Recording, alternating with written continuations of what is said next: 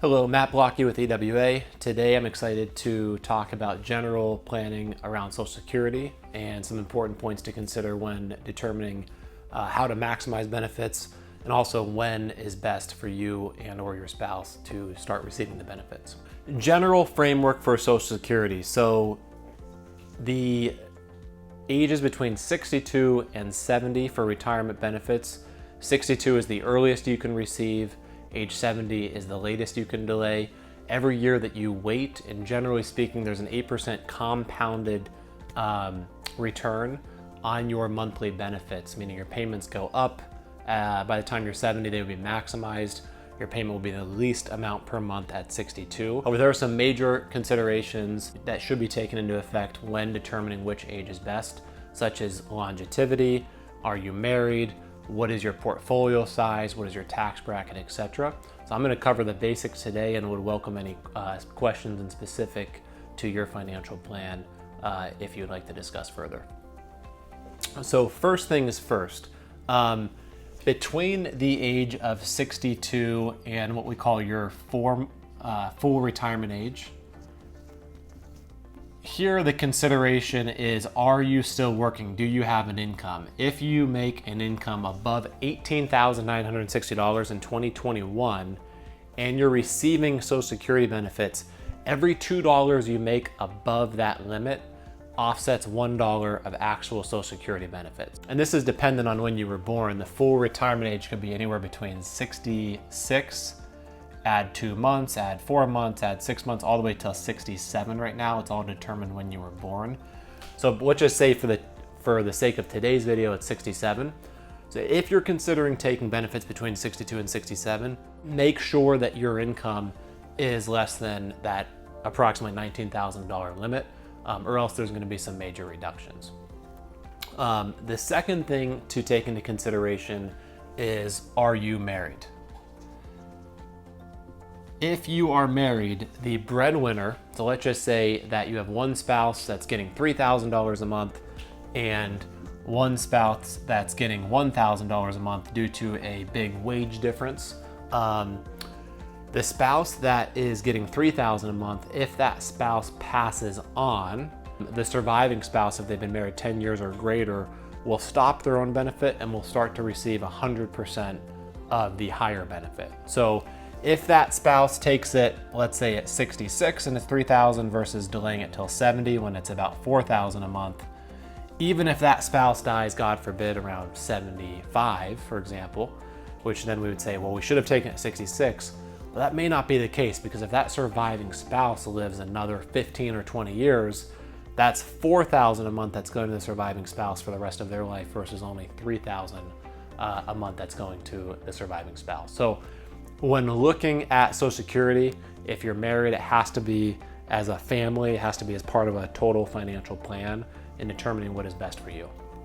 The other thing we have to take into consideration is, what is your portfolio? Do you have is Social Security your only source of income in retirement? Most likely, if you're an EWA client, Social Security is very relevant. It's an income stream, it's sustainable, but your portfolio is going to be the main source of your income and how you live your life by design during retirement. So in looking at your portfolio, if you take it early, that means you're getting income from the government and you're taking less from your portfolio. So we call this a reinvestment calculation. So just as an example, for someone between the age of 66 and 70, if someone takes the benefits at 66,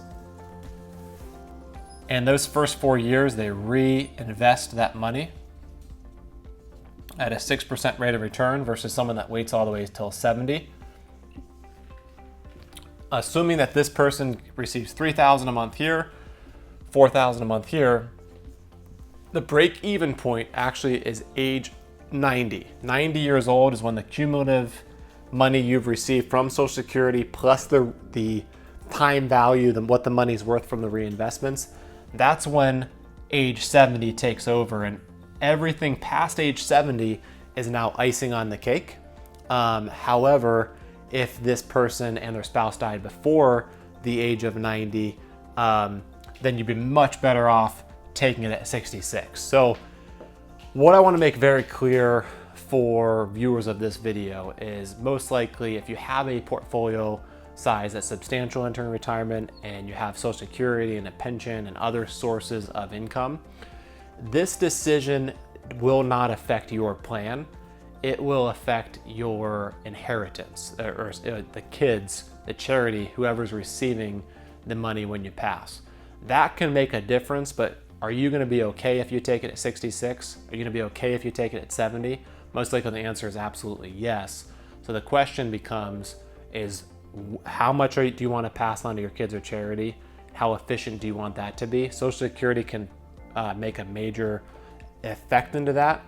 But when I say major effect, it may not be that major for some people. Because when we look at the difference here for someone that lives, let's say between 86 to 90, which is what the government's expecting when they determine these benefits, the amount difference in today's dollars, we've seen anywhere between 30 to 60,000 in that present value, meaning there may be $30,000 to $60,000 more that you're passing or less that you're passing based upon which age you decided to take the Social Security benefits.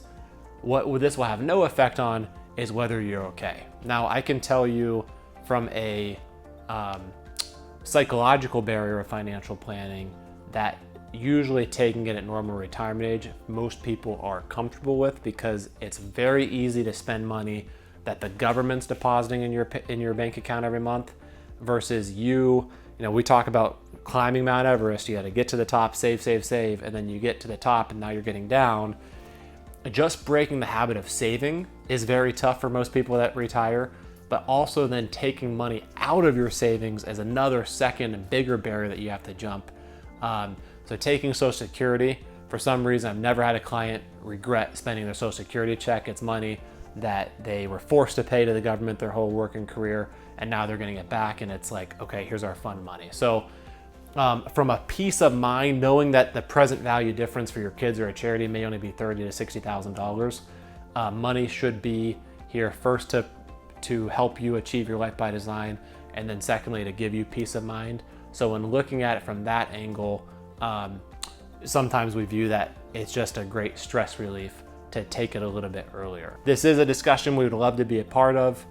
There are certain loopholes that still exist in the Social Security. If you were born, before 1953, you can claim based upon your spouse's record, then switch back on your own record, claim now, claim more later, is one strategy. If you are divorced and we're married at more than 10 years to your previous spouse and are now not married, you may be eligible to receive Social Security benefits from your ex, and therefore by delaying your own benefits until you're an older age. There's lots of strategies and loopholes. Today was just meant as an overall guide system and an overall education on how the Social Security Administration views benefits and the assumptions they make and how this affects your plan specifically. We welcome any questions, and we look forward to discussing this in more detail. This is Matt with EWA.